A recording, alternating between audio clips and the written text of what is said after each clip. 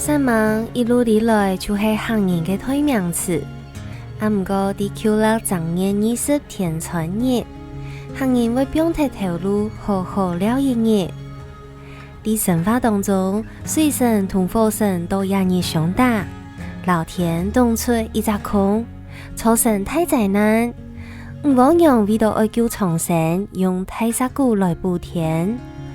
為了嚴懲吳王娘，行人都日日唔徛腳頭，咪唔徛針線，代表天唔會再過冷空，好好享受親朋好友團圓、唱歌嘅時光。